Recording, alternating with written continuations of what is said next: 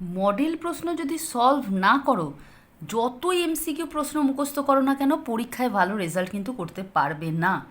আজকের এই ভিডিওতে উচ্চ মাধ্যমিকের থার্ড সেমিস্টারের ভূগোল পরীক্ষার মডেল প্রশ্নপত্র অর্থাৎ নমুনা প্রশ্ন সম্পর্কে আলোচনা করব। পরীক্ষায় কেমন প্রশ্ন আসে, কী ধরনের প্রশ্নগুলো তোমরা প্র্যাকটিস করবে, সেগুলো আমি প্র্যাকটিস করিয়েই দেবো এই ভিডিওর মাঝখানে। দেখতে থাকো।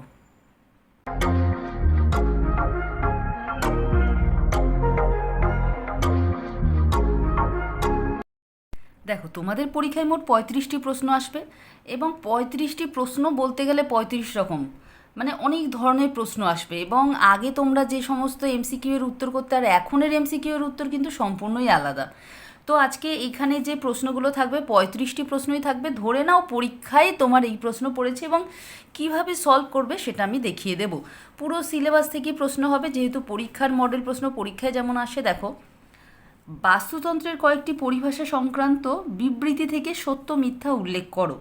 আগে কেমন হতো, একটা লাইন দিয়ে বলা হতো সত্য মিথ্যা লেখো বা শুদ্ধ অশুদ্ধ লেখো। এখন সেই রকম না, 4টে লাইন দিয়ে দিয়েছে। দেখো, 4টে লাইন দিয়ে দেওয়া হয়েছে এবং 4টে আলাদা করে কিন্তু তোমাকে সত্য মিথ্যা লিখতে বলেনি, আমি এগুলো লিখেছি আমার সুবিধার্থে। এবং 4টে লাইন দেওয়ার পরে বিকল্পসমূহ কেমন দেওয়া হয়েছে দেখো এইরকম।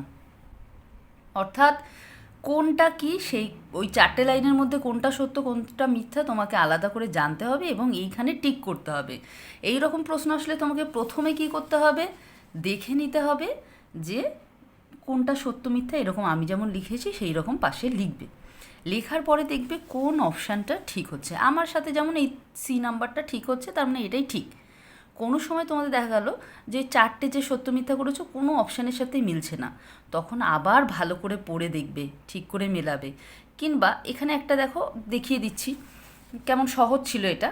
প্রথমটা মিথ্যা, আমি 100% শিওর। পরেরগুলো কী হোক সেটা আমার পরের ব্যাপার। দেখো, এখানে মিথ্যা প্রথমে একটাই মাত্র অপশান ছিল এবং আমি যেহেতু জানি শুরুরটা একদম ঠিক আছে, সেই কারণে বাকি অপশানগুলো ঠিক থাকবেই। সেইভাবেও কিন্তু হয়ে যায়, মানে আমি একটা পদ্ধতি তোমাদের বললাম। সেই রকমই যে তুমি যদি জানো কোনো একটা একদম শিওর, সেইটা দিয়ে করার চেষ্টা করবে, বাকিগুলো সেইটার থেকে সাপোর্ট নিয়ে মেলানোর চেষ্টা করবে। এবার 2 নম্বরে একই রকম প্রশ্ন আবারও রয়েছে। নিরক্ষীয় অঞ্চলে পরিচলন বৃষ্টির প্রাধান্যর কারণ হিসেবে বিবৃতিগুলি পাঠ করে সত্য মিথ্যা উল্লেখ করো। আবারও আমি কোনটা সত্য কোনটা মিথ্যা এরকম পাশাপাশি আমি প্রত্যেকটা লাইন আর পড়লাম না, নাহলে অনেক বড় ভিডিও হয়ে যাবে। তো কোনটা সত্য কোনটা মিথ্যা এইভাবে আমি ফার্স্টে দাগিয়ে নিয়েছি, তোমরাও এইভাবেই করবে, তাহলে সুবিধে হবে। হ্যাঁ, এরপরে এই বাকি দুটোতেও মিথ্যে সত্য আমি দাগিয়ে নিয়েছি। এইবার দেখছি এই পয়েন্টটার সাথে মিলে যাচ্ছে, এই ডি অপশানের সাথে মিলে যাচ্ছে। যদি না মিলতো তাহলে আবার তোমাকে দেখতে হতো তোমার কোনোটা ঠিক হয়েছে বা ভুল হয়েছে, সেটা ঠিক করতে হতো। সেইভাবেই এগুলো করতে হয়। এর পরেরটা দেখো সহজই আছে। এর পরেরটা ডাইরেক্ট প্রশ্ন, 4টে অপশান দেওয়া আছে এবং ডাইরেক্ট প্রশ্ন, কিন্তু দেখো অপশানগুলো কত বড় বড়। নিম্নলিখিত কোন বিবৃতিটি পুষ্টিস্তরের বৈশিষ্ট্য হিসাবে প্রযোজ্য হয়, এগুলো খেয়াল করতে হবে। প্রযোজ্য হয়, প্রযোজ্য নয়, এই ব্যাপারগুলো থাকে। বাস্তুতন্ত্রে পুষ্টিস্তর একমুখী হয়ে থাকে, এইটা ঠিক। হ্যাঁ, এইটা ঠিক, সেই কারণে প্রযোজ্য হয় বলেছে। বাকিগুলো তার মানে ঠিক আছে। দেখো একটা ভুল আছে, একটা বলে দিচ্ছি। সাধারণত প্রতিটি বাস্তুতন্ত্রে পুষ্টিস্তর সংখ্যায় 5টি হয়ে থাকে। মানে 5টি হবে এরকম তো কোনো কথা নেই, 4টিও হতে পারে, 3টিও হতে পারে, 6টিও হতে পারে, বাকিগুলো তার মানে ভুল। এটাই শুধু ঠিক আছে। এবার দেখো স্তম্ভ মেলানো কি বলা হচ্ছে, নিচে স্তম্ভ দুটি মিলিয়ে সঠিক বিকল্প নির্বাচন করো। তার মানে এই যে বাম স্তম্ভ ডান স্তম্ভ তোমরা মেলাতে জানো, সেইটা কোনো ব্যাপার না, কিন্তু অপশান দেওয়া হবে। এরপরে কি অপশান, এই যে অপশান দেওয়া রয়েছে, এই অপশানগুলোতে কোনটা কার পাশে হবে সেটা। ধরো এর সাথে এখানে 3, বির সাথে 4, এটা ঠিক উত্তর। এবার দেখা যাক, এই স্তম্ভ মেলাও এবং ওই যে সত্য মিথ্যা বলেছিলাম কিছুটা এক, তুমি নিজে আগে মিলিয়ে নেবে। তুমি তো জানো যে কোনটার সাথে কোনটা, তো নিজে মিলিয়ে নেবে। দেখো আমি এরকম মিলিয়ে নিয়েছি এবং তাতে আমার প্রথমে কি হয়েছে, 1-এর সাথে 3, 2-এর সাথে 4, এই রকম করে দেখে নিয়ে তারপরে দেখতে হবে যে কোন অপশানটা ঠিক। আগে ছোটোবেলায় তোমাদের কি হতো, এই 4টে প্রশ্ন থাকতো, এই স্তম্ভ মেলাও 4টে থাকতো, 4টেতে 4 নাম্বার, কিন্তু এখন এই 4টে মিলিয়ে 1 নাম্বার। তাহলে এই সি অপশানটা ঠিক আছে। এরপরে একদম সহজ এইরকম সাধারণ এমসিকিউটা কমই আসবে, বুঝেছো? পাশাপাশি অবস্থিত দুটি ভিন্ন প্রকৃতির বাস্তুতন্ত্র একটি অন্তর্বর্তী ক্ষুদ্র অঞ্চলে মিশে যে পরিবর্তনশীল মিশ্র অঞ্চল গড়ে তোলে তাকে ড্যাশ বলা হয়, ইকোটোন বলা হয়। এরপরেরটাও নর্মাল এমসিকিউ। কোনটি আটলান্টিক মহাসাগরীয় খাত নয়? টোঙ্গা খাত, কারণ বাকি সবগুলোই আটলান্টিক মহাসাগরে অবস্থিত। এর পরেরটা দেখো একটা অন্যরকম ব্যাপার। এই যে অপশানগুলো আমি দেখিয়ে দিচ্ছি। কি করেছে বলছে, সঠিক বিকল্পটি প্রশ্নসূচক স্থানে বসাও। এখানে একটা কিছু হবে, এই পুরোটা দেখো তাহলেই বুঝতে পারবে। বলছে জলীয় বাষ্পপূর্ণ বায়ু প্রবাহের বিপরীত ঢাল বা অনুবাদ ঢাল, বায়ুর জলীয় বাষ্প ধারণ ক্ষমতার বৃদ্ধি, বৃষ্টিপাত, এগুলো সব কোথায় দেখা যায়? অপশানগুলোর মধ্যে দেখো বৃষ্টিচ্ছায় অঞ্চল। এই বৃষ্টিচ্ছায় অঞ্চল এখানে বসালেই তাহলে ঠিক থাকবে। কি বৃষ্টিচ্ছায় অঞ্চলে জলীয় বাষ্পপূর্ণ বায়ু প্রবাহের বিপরীত ঢাল, অনুবাদ ঢাল, জলীয় বৃষ্টিচ্ছায় অঞ্চল। তারপরে এখানে জলীয় বাষ্পের বায়ুর জলীয় বাষ্প ধারণ ক্ষমতা বেড়ে যায়। তারপরে আচ্ছা, এইখানে একটা বৃষ্টিপাত কম কথাটা হবে, হ্যাঁ, বৃষ্টিপাত কম কথাটা হবে এইখানে। এটা হবে, উত্তর হবে বৃষ্টিচ্ছায় অঞ্চল। এরপরে নিম্নলিখিত কোনটি প্রশান্ত মহাসাগরীয় দ্বীপপুঞ্জ নয়? আন্দামান নিকোবর দ্বীপপুঞ্জ, বাকিগুলো সব প্রশান্ত মহাসাগরেই রয়েছে। এবার বিশেষ বৈশিষ্ট্যের পাতা সমন্বিত এক প্রকার ফার্ন জাতীয় উদ্ভিদ জীবাশ্ম হল গ্লসপটারিস। এরপরে সেই আগের মতন প্রশ্ন, বৃষ্টির ছায়া অঞ্চল যেমন হলো তেমনই। এখানটায় কোনটা হলে ঠিক হবে? এখানটায় শিলাধস বসালে ঠিক হবে, কারণ শিলাধসের ক্ষেত্রেই বিচ্যুত শিলার ঢাল বরাবর পতন হয়। এটি পুঞ্জিত ক্ষয় প্রক্রিয়ার একটি অগভীর পদ্ধতি, কতকগুলি ধীর ও আকস্মিক ঘটনার ফলাফল। এটা হবে শিলাধস। এরপরে একটা অন্যরকম প্রশ্ন দেখো, এটা তোমাদের কাছে একটু নতুন লাগবে, যদিও থার্ড সেমিস্টার তোমরা 11-এ যদি প্রশ্ন সলভ করে রাখো তোমরা জানবে। দেখো এরকম একটা প্যারাগ্রাফ দিয়ে দিয়েছে। এই এত বড় প্যারাগ্রাফটা আমি পড়লাম না, পুরোটাই তোমরা দেখতে পাচ্ছ। এই প্যারাগ্রাফটা থেকেই মানে এই প্যারাগ্রাফটা এত সহজভাবে বাংলা ভাষায় দেওয়া রয়েছে, 2 লাইন ওই পাশে আছে, আমি দেখাচ্ছি। এই প্যারাগ্রাফ থেকে প্রশ্ন হবে এবং এটাই যদি তুমি ভালো করে পড়ে নাও তার থেকে 2টো প্রশ্নের উত্তর দিতে পারবে। এই দেখো ওই প্যারাগ্রাফের আর একটা লাইন এখানে রয়েছে। এইবার এখান থেকে 2টো প্রশ্ন হবে। প্রথম প্রশ্ন, হিমবাহ সৃষ্টির পর্যায়ক্রমিক পরিবর্তনগুলি সঠিক ক্রম নিম্নলিখিত কোনটি? ওখানে যদি ভালো করে পড়ে নাও তাহলে দেখবে পরপর বলেছে যে তুষার সৃষ্টি হয়, তারপরে নেভে, ফার্ন, বরফ, হিমবাহ, এইভাবে পরপর মানে পর্যায়ক্রমে প্রথমে তুষার সৃষ্টি হয়, তারপরে নেভে, ফার্ন, বরফ। এটা যদি প্যারাগ্রাফটা পড়ো তাহলে ওটা থেকে এমনিই বুঝতে পারবে। এরপরে প্রশ্ন, ড্যাশ ও ড্যাশ অঞ্চলে অত্যাধিক শীতের কারণে বায়ুর জলীয় বাষ্প তুষারে পরিণত হয়। এটাও কিন্তু আগের ওই যে প্যারাগ্রাফ থেকে এই 2টো প্রশ্নই, হ্যাঁ। এটা হবে উচ্চ পার্বত্য অঞ্চল ও মেরু অঞ্চলে। এবার এটাও খেয়াল করো যে অন্যান্য সাবজেক্টের ক্ষেত্রে হয়তো ওই প্যারাগ্রাফ থেকেই উত্তর দিতে হয়, কিন্তু এখানে প্যারাগ্রাফ পড়লেও উত্তর দিতে পারবে। এমনকি যদি প্যারাগ্রাফটা ভেতরে তুমি যদি খুব ভালো করে নাও পড়ো তাও উত্তর দিতে পারবে, কারণ অত্যাধিক শীতের কারণে জলীয় বাষ্প তুষারে পরিণত হয় কোন অঞ্চলে? উচ্চ পার্বত্য অঞ্চল, মেরু অঞ্চলে। এটা তুমি এমনিই পারবে। এরপরে নিম্নলিখিত কোন বিবৃতিটি ভূমিভাগের ওপর আরোহণ প্রক্রিয়ার প্রভাব নয়? মানে আরোহণ প্রক্রিয়ার ফলে, আরোহণ মানে কি, যেটা উচ্চতা বৃদ্ধি পায়, আরোহণ প্রক্রিয়ার প্রভাব নয় কোনটি? উচ্চভূমি ক্ষয় হয়ে নতুন অবনত মানে নিচু ভূভাগ গঠিত হয়।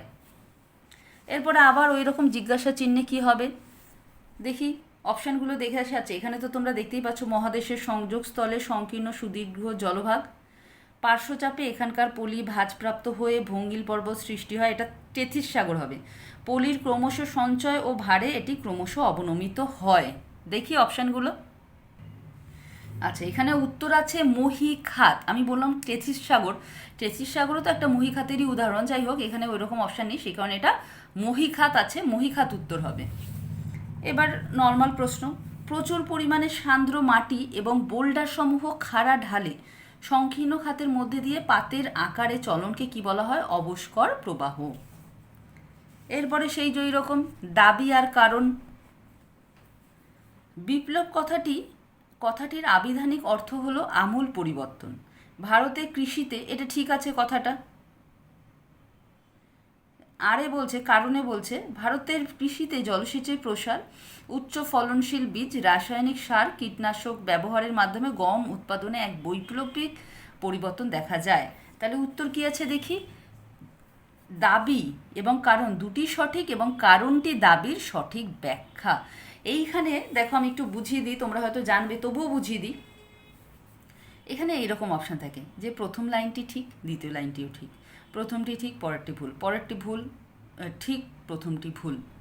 এবং আর একটা অপশান যেটা এইটা হলো যে এই কথাটি ঠিক, প্রথম কথাটি ঠিক, এবং এর কারণ হিসাবে এই লাইনটিও ঠিক, যেটা এইখানে হলো। মানে তিনটে অপশান থাকে। এইগুলো কিন্তু ভালো করে প্র্যাকটিস করে আসবে। সেই মানে যদি তুমি প্যাটার্নই না জানো তাহলে কিন্তু পরীক্ষার সময় বুঝতেই পারবে না যে এটা কী করতে বলা হয়েছে। এগুলো ভালো করে প্র্যাকটিস করবে। 17 নম্বরে নিম্নলিখিত কোনটি পাট উৎপাদনে পশ্চিমবঙ্গের অংশ নয়? এই প্রত্যেকটাই তো পশ্চিমবঙ্গের অংশ, শুধু কিষানগঞ্জ না, কিষানগঞ্জ বিহারের। আচ্ছা, এরপরে বাম স্তম্ভ ডান স্তম্ভ মেলানোর কথা। এই যে বাম স্তম্ভ ডান স্তম্ভ আগেও তোমরা দেখেছো, প্রথমে এরকম নিজেরা দাগ দিয়ে মিলিয়ে নেবে, তারপরে দেখবে কোন অপশানটা ঠিক আছে। দেখো এখানে আমি দাগ দিয়ে মিলিয়েছি, দেখছি 1-এর সাথে 4 আছে, এখানে 1-এর সাথে 4, 2-এর সাথে 3 আছে, 2-এর সাথে 3 আছে, সি এর সাথে 1 আছে, সি এর সাথে 1 আছে। তো এরকমভাবে দেখতে হবে, নিজে মিলিয়ে নেবে আগে ঠিক করে। যদি ঠিক না হয়, এর মধ্যে কোনো অপশান ঠিক না হয়, যদি কোনোটার সাথে না মেলে, তখন নিজে ভাববে কিছু ভুল আছে, ভুল করেছো, তখন আবার ভালো করে চেষ্টা করবে ঠিক করার। এরপরে আবার শুদ্ধ অশুদ্ধ, শুদ্ধ অশুদ্ধতে সেই 4টে লাইন রয়েছে। দেখো 4টে লাইন তোমরা দেখতে পাচ্ছ, একটু ভালো করে দেখো 4টে লাইন, খুব ভালো করে পড়ে নিতে হবে 4টে ঠিক না ভুল, এবং তার সাথে কোন অপশানটা ঠিক হচ্ছে। দেখি আমার কি কি হয়েছে। সত্য মিথ্যা, মিথ্যা সত্য, এগুলো কিন্তু আমি লিখেছি, আগে থেকে লেখা থাকবে না। সত্য মিথ্যা, মিথ্যা সত্য, দেখি কোন অপশানটি ঠিক যাচ্ছে। এই দেখো, সত্য মিথ্যা, মিথ্যা সত্য। এরপরে নর্মাল প্রশ্ন, নিচের কোনটি বসতি সৃষ্টির প্রাকৃতিক উপাদানের অন্তর্গত নয়? সম্পদ সংরক্ষণ, এটা না, প্রাকৃতিক উপাদান না। এরপরে সেই একই রকম প্রশ্ন, একটা জিজ্ঞাসা চিহ্ন দেওয়া আছে এবং তার নিচে কিছু অপশান আছে। দেখো অপশানগুলো আমি বলে দিচ্ছি, এই দেখে নাও। এখানটায় কি হবে? এখানটায় ক্ষুদ্র গ্রাম হবে। ক্ষুদ্র গ্রামের সাথে দেখো এই বৈশিষ্ট্যগুলো মিলে যাচ্ছে। আচ্ছা, কোনো প্রাকৃতিক পরিবেশে বিচ্ছিন্নভাবে গড়ে ওঠে। অস্পৃশ্য বা নিম্নবৃত্ত সম্প্রদায়ের 4 থেকে 5টি থেকে 20 থেকে 25টি বাড়ি নিয়ে গড়ে ওঠে। নামের শেষে টোলা, টুলি বা নামের আগে ছোট কথাটি ব্যবহার করা হয়। তাহলে এগুলো সবই ক্ষুদ্রগ্রাম অর্থাৎ হ্যামলেটের সাথে মিলে। হ্যাঁ, এরপরে আবার স্তম্ভ মেলাও। এতক্ষণে কিন্তু তোমরা পরীক্ষার প্রশ্নের প্যাটার্ন শিখে গেছো আমার মনে হচ্ছে, যদি মন দিয়ে দেখে থাকো। সেই একইভাবে মেলানো এবং তার সাথে কোন অপশানটি ঠিক হচ্ছে। এর মধ্যে একটা অপশানও ঠিক হচ্ছে না, পরেরটা দেখি। এ দেখো এই অপশানটি মিলে যাচ্ছে। এরপরে আবার ওই রকম প্রশ্ন, এখানটায় কি হলে ঠিক হতো? জীবভর শক্তি, এখানটায় জীবভর শক্তি হলে মিলতো। বাকিগুলো তোমরা ভালো করে দেখে নাও। এবং এটাই বলবো, এই যে মডেল প্রশ্নটা দিচ্ছি, এটাতে এত অন্যান্য বিভিন্ন টাইপের যে প্রশ্ন রয়েছে না, সেগুলো এমনভাবে তোমাদের প্র্যাকটিস হবে, আমি বলবো এটা থেকে ভালো করে প্র্যাকটিস করো, দেখবে তোমাদের কোনো অসুবিধা হবে না। আর একটা এমসিকিউ রয়েছে, কিন্তু অপশানগুলো কত বড় বড় দেখো। অরুণাচল প্রদেশে রাজ্যে জনঘনত্ব, আচ্ছা প্রদেশে হবে না, অরুণাচল প্রদেশ রাজ্যে জনঘনত্ব কম হওয়ার জন্য যে বিবৃতিটি সঠিক নয়। বাকি তিনটেই সঠিক, তিনটে অপশানও পড়বে তোমরা, কিন্তু শুধু সঠিকটা পড়বে না, সব পড়বে, না হলে বুঝতে পারবে না পরীক্ষার সময়। বনভূমি কম থাকা এবং মৃত্তিকার সঠিক ব্যবহার না করতে পারার কারণে জনঘনত্ব কম, এটা কিন্তু ভুল। বাকি সব অপশানগুলো পড়ে নেবে, এই অপশানগুলো ঠিক। দেখা গেলো পরীক্ষায় কোনটির জন্য কম জনবসতি ওখানে সেটা দিল, তখন এই একটা অপশান দিয়ে দিল। মানে আমার কথা হলো 4টি অপশান পড়েই কিন্তু তোমরা প্র্যাকটিস করবে, একটা থেকে মুখস্থ করো না, বুঝে নিও। আবার ওই একই রকম প্রশ্ন, এটা দেখি। ভারতে প্রথম শুরু হয় 1871 সালে, নির্দিষ্ট সময়ন্ত জনগণনা হয়। এটা উত্তর হবে আদমশুমারি বা জনগণনা বা সেন্সাস। দেখি, হ্যাঁ উত্তর সেন্সাস আছে। এরপরে একদম সহজ একটা প্রশ্ন, এরকম সহজ দেখলেও যেন ভালো লাগছে, এত ঘোরানো প্রশ্ন। নিম্নলিখিত কোন দেশটি কাম্য জনসংখ্যাভুক্ত দেশ নয়? মার্কিন যুক্তরাষ্ট্র কাম্য জনসংখ্যা নয়। আচ্ছা, নিম্নে অঙ্কিত চিত্রটির চিহ্নিত অংশের পরিপ্রেক্ষিতে সঠিক বিকল্পটি নির্বাচন করো। দেখো এইটা কিন্তু একটা আবার অন্য টাইপের প্রশ্ন এসে গেল। সম্পদ মানে এটা খেয়াল করতে হবে, দেখো এই যে ডায়াগ্রামটা এটা বোঝার চেষ্টা করো। সম্পদ মানে যেটা ওপর দিকে এদিকে যত যাচ্ছে বাড়ছে, আর জনসংখ্যা এদিকে যত যাচ্ছে বাড়ছে। তার মানে একটা এই যে গ্রাফটা রেখাটা যদি এবার উপরে উঠছে মানে কি, উপরে উঠছে যত মানে সম্পদ বাড়ছে, এবং যত ডান দিকে যাচ্ছে জনসংখ্যা বাড়ছে। হ্যাঁ, তার মানে প্রথমটায় কি আছে, কোনটা ঠিক হবে এর অপশান? প্রথম 1 নাম্বার যেটা আছে, 1 নাম্বারে বলছে জনস্বল্পতা। জনস্বল্পতা কেন? কারণ এখানে দেখো গ্রাফ, এটা তো এদিক দিয়েও আসতে পারতো, এদিকে আসেনি। এদিকে আসা মানে জনসংখ্যা বাড়তো, সম্পদ কম, সেটা না। সম্পদ অনেক আছে কিন্তু জনসংখ্যা কম, মানে জনসংখ্যাটা বেশি, ডান দিকে যত যাবে রেখাটা তত বেশি। এরপরে কাম্য জনসংখ্যা, 2 নাম্বারে কাম্য জনসংখ্যা। হ্যাঁ ঠিক আছে, কারণ এটা মাঝখানে রয়েছে একদম, এইখানে কি সম্পদও বেশি অনেকটা উপরে উঠেছে, এবং মানে এই বরাবর ওপরে, মানে এই বরাবর ওপরে একই ব্যাপার, আর এই বরাবর অনেকটা এসেছে, মানে জনসংখ্যা সম্পদ ঠিক আছে। আর তারপরটা জনাধিক্য, কারণ জনসংখ্যা এখান থেকে গিয়ে এতটা চলে এসেছে, কিন্তু সম্পদটা সে আগের মতনই এই এতটা উপরে উঠছে, এতটা মাত্র উপরে উঠছে। সেই কারণে এই অপশানটা ঠিক আছে। এই রকম প্রশ্ন কিন্তু পরীক্ষায় আসবে, এটা বেশ কঠিন। আচ্ছা, জনাকীর্ণতা যে বৈশিষ্ট্যটি কাম্য নয়, মানে যে বৈশিষ্ট্যটি থাকবে না, সেটা হলো জীবন ধারণের মনোন্নয়ন দেখা যায়।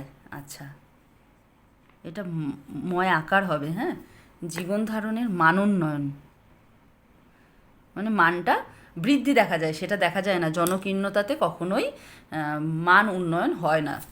আরও দুটো অপশান ওদিকে আমি দেখাচ্ছি। এই যে এই কটা ভুল অপশান, তবুও দেখে নেওয়া উচিত। এরপরে সেই আবার স্তম্ভ মেলাও আছে। স্তম্ভ মেলাওটা আমি আর ডিটেলসে যাচ্ছি না, এখানে এই অপশানগুলো দেখে নাও। এটা মাঝারি আছে। হ্যাঁ, অপশানগুলো দেখে নাও, এবং এর সাথে দেখো এই অপশানের মধ্যে এই সি অপশানটা ঠিক আছে।